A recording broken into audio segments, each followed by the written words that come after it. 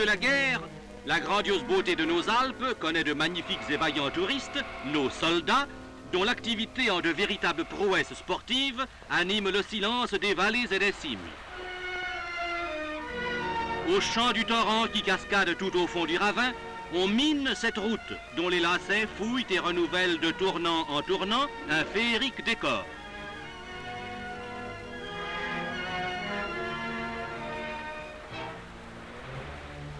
Voici le camouflage simple mais parfaitement suffisant de la conduite forcée et de l'usine du barrage du Chambon.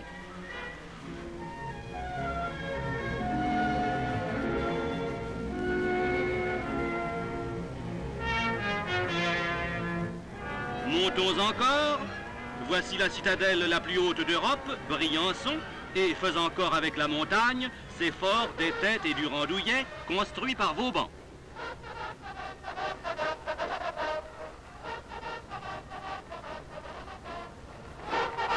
Au pied de la citadelle, voici passés en revue par le général Thierry, des artilleurs de montagne si rablés et si solides qu'ils s'en trouvent toujours dans chaque unité pour respecter la tradition en présentant les armes non pas avec un fusil, mais avec un de ses canons.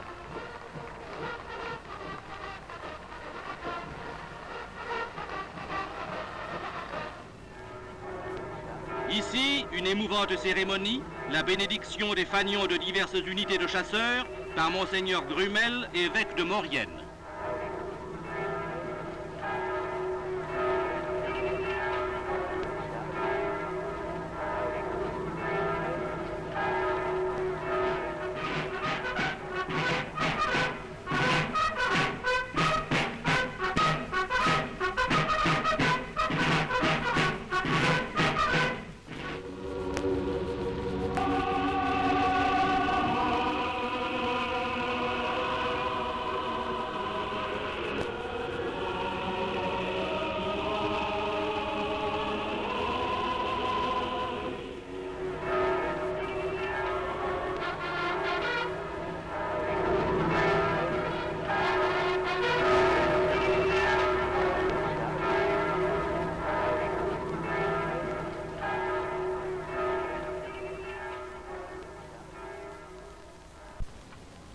Là, au petit matin, un départ pour une manœuvre. Sur ces pentes de plus en plus raides, de plus en plus dures, au long desquelles hommes et mulets peinent d'un même et long effort pour hisser jusqu'à la brume glacée des plus hautes cimes, morceau par morceau, éléments d'abri ou armements les plus lourds.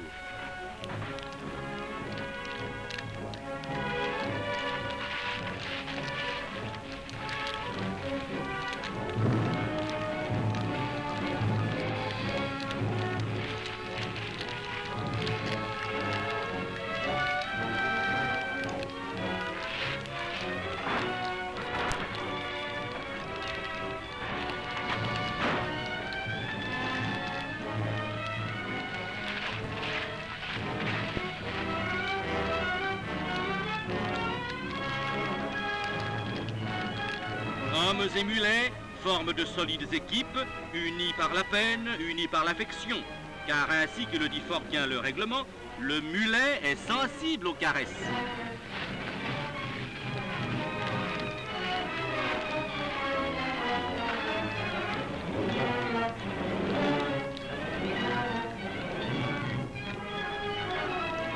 Très haut, le fort du télégraphe. Ici, c'est la roue qui fait tourner l'écureuil, ou plus exactement, ce petit personnage d'actualité, dûment coiffé d'un calot, tel son constructeur, vexé de ne pas réussir à réconcilier son invention avec le vent. Plus haut encore, voici, sportif d'allure et le pied remarquablement montagnard, le général Sivoct, venu inspecter quelques travaux d'abri.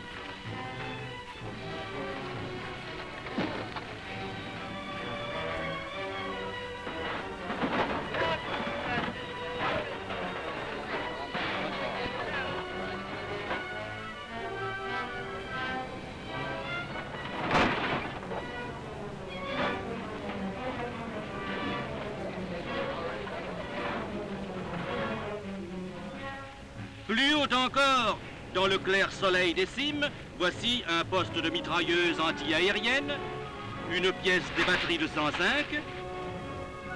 Et ici, à plus de 2700 mètres, une école de pièces, aussi tranquillement que sur un terrain de manœuvre. Quelle prouesse pour mettre en batterie à cette altitude ces pièces de 280 pesant chacune plusieurs tonnes.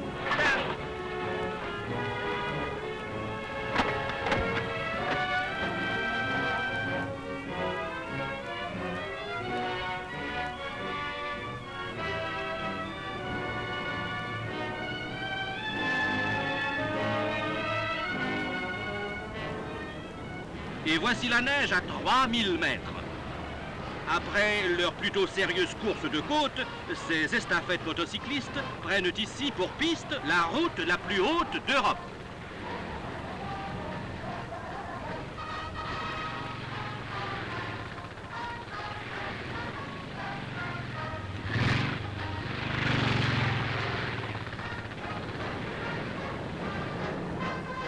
Entre ces fils de fer barbelés, dont la neige a fait de magnifiques branches de corail blanc, mulets délestés de leur charge et hommes que saisit le froid du soir redescendent vers leur cantonnement, vers leur repos.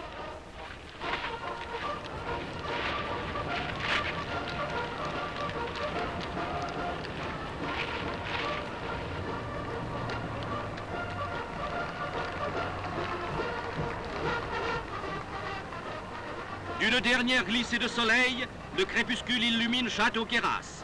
La paix de la nuit descend sur le sommeil des soldats de la montagne qui demain reprendront leur athlétique effort.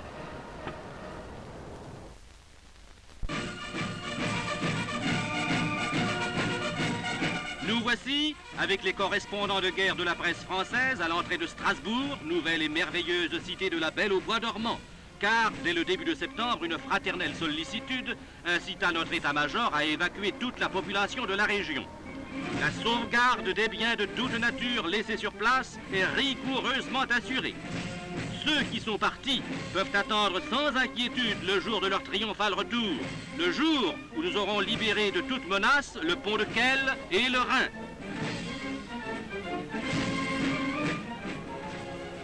La bibliothèque universitaire de Strasbourg est une des plus riches bibliothèques de France.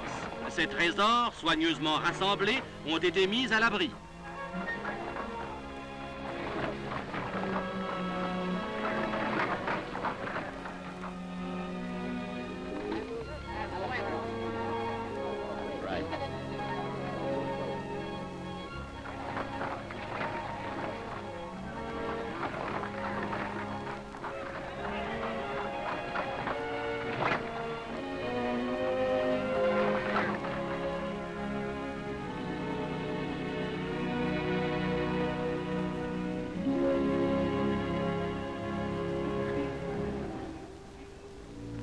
Rendant hommage de toute leur mansuétude à l'attachement des populations alsaciennes à leur culte, les autorités firent procéder par le directeur des cultes, assisté d'un représentant de chacune des trois religions, à la mise en lieu sûr des objets précieux et vénérables laissés dans les églises, temples et synagogues lors de l'évacuation de la région.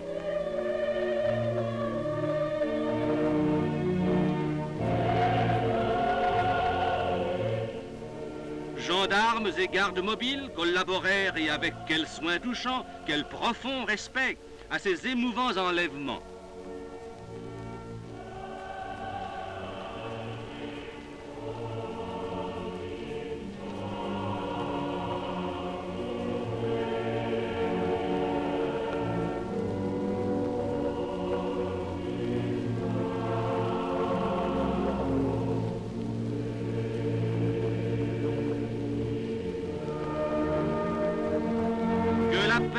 Dans le cœur de tous ceux qui, en abandonnant momentanément leur cher village, y avaient avec émotion laissé les objets sacrés associés pour eux à tant d'affectueux et fervents souvenirs.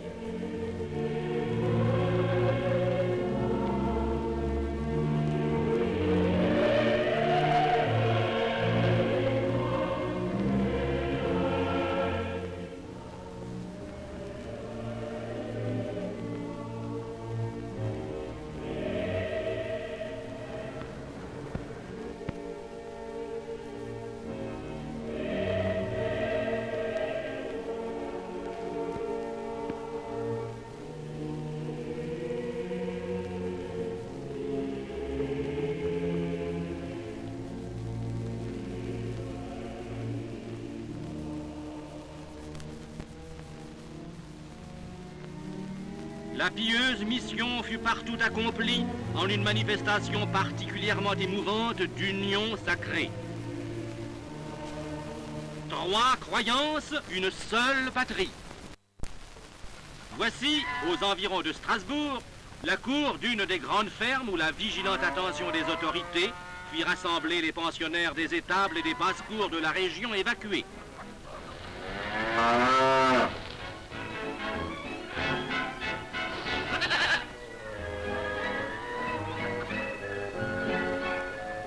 Sans oublier les pensionnaires du jardin zoologique, dont le blanc et fier lama.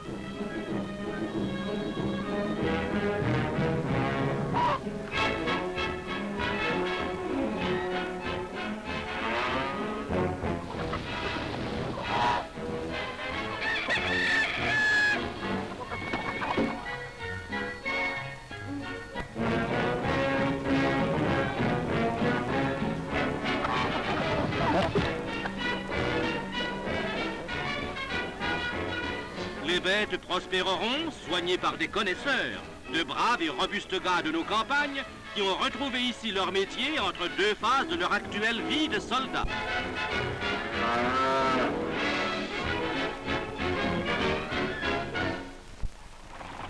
Redescendant tout droit des lignes, des artilleurs viennent prendre ici leur cantonnement de repos.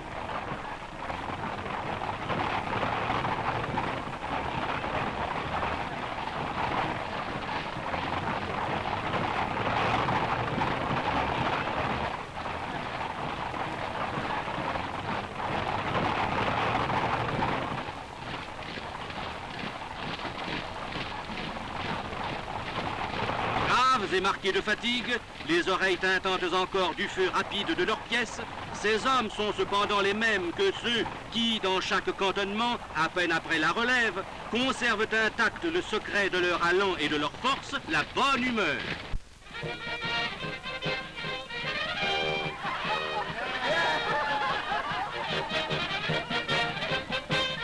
Hâtivement improvisée, la représentation ne sera qu'une gamine et très rieuse parodie d'un théâtre de plus grand art.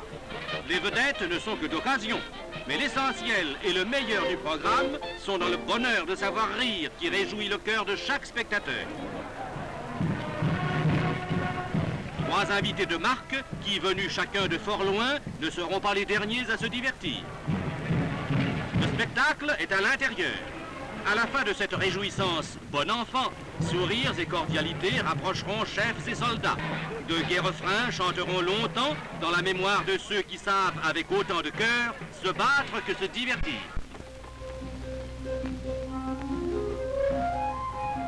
Partout en Alsace, récoltes et vendanges, travaux des champs et de la ferme ont été assurés grâce à nos soldats et souvent même par nos soldats seuls.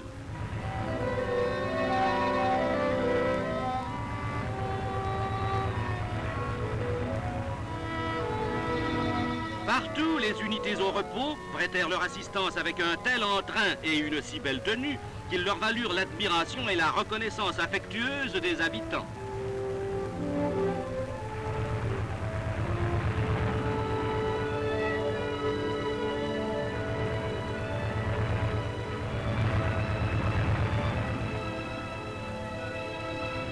Ainsi, en Alsace, comme sur tout le territoire, l'armée de la France pacifique ménage l'avenir.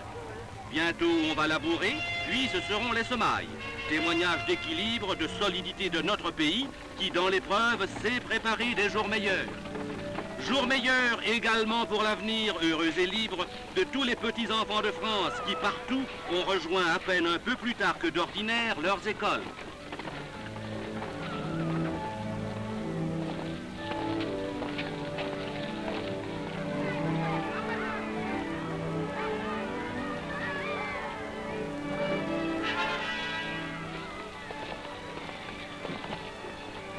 Comme elle est particulièrement émouvante, cette rentrée des classes en Alsace, au bruit des sabots de bois de ces petits-enfants que leurs mères conduisent, chaussés et vêtus de neuf, parés comme pour une fête, pour ce premier jour d'école sous la protection de nos armes.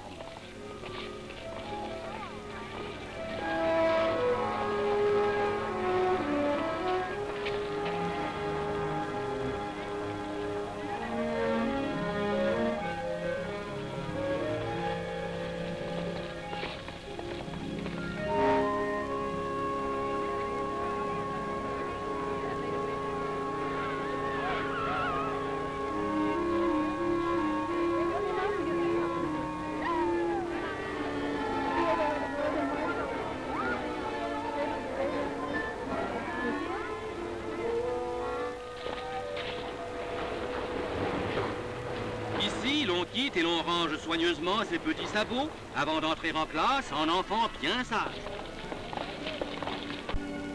Au milieu des soldats et si près de la guerre, cette toute première classe va commencer pour les tout petits par une chanson. 3 petits tours et puis s'en vont, comme s'en iront les menaces, les risques. Sûr de l'avenir de ses enfants, sûr de ses destinées, grâce à sa force tranquille mais combien puissante, la France sait qu'elle peut s'en remettre à la protection de ses soldats et de ses armes.